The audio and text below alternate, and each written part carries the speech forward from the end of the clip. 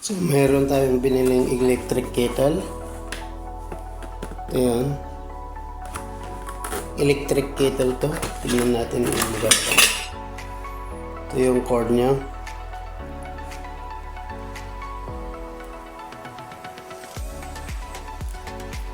Okay. Parang sakto lang naman. Hindi naman number 18 to. Medyo mas malaki naman siguro yung wire.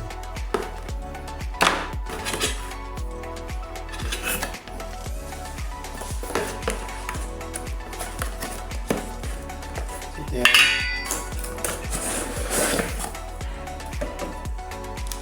Yan. Bago-bago.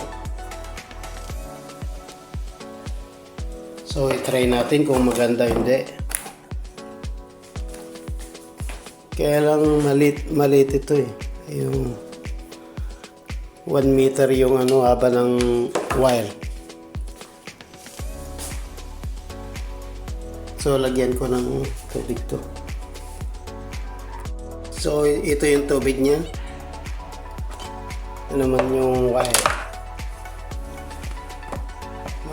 Mababa lang kasi. 1 meter lang. Okay.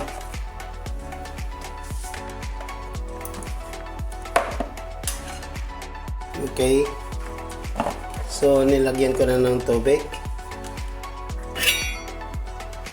Tapos, ito naman, dapat sinasabay na natin yung tea para lutong-luto. Sasabay na natin to. Ayan. Tapos, lagay natin yung cord niya. Okay. Yun lang. Okay. Saksak natin.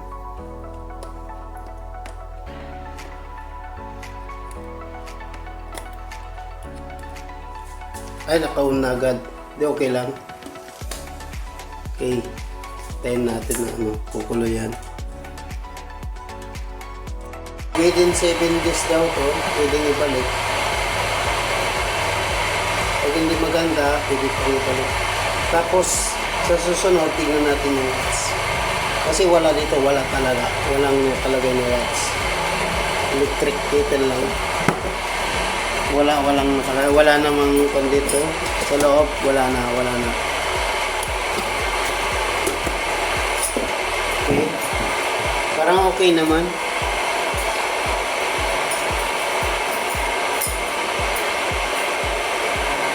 Hindi natin alam kung ilang watts yan.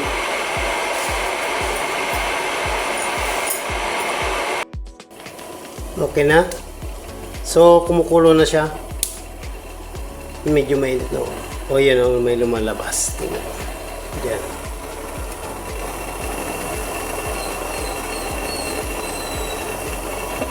Ayan. Yan, kumukulo na.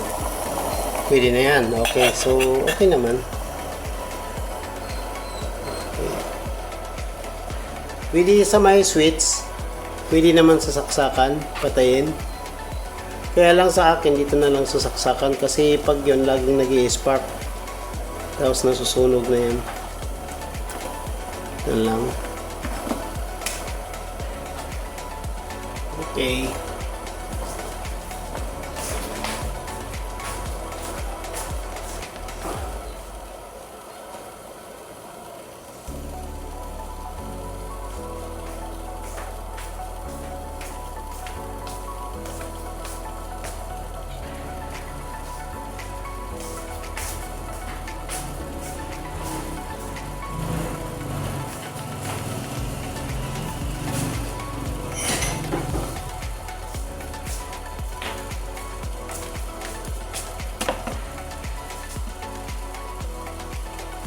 So, ito yung gamitin natin.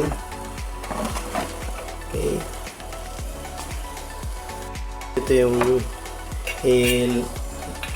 lipat na natin. Ganyan lang mga bossing. Yan lang. Ganyan. Tsaka mayroon pa yung kwan ng tsaa. Hindi pa kwan yan. Tapos mga bossing, ang importante natin, meron matitira dito mga bossing.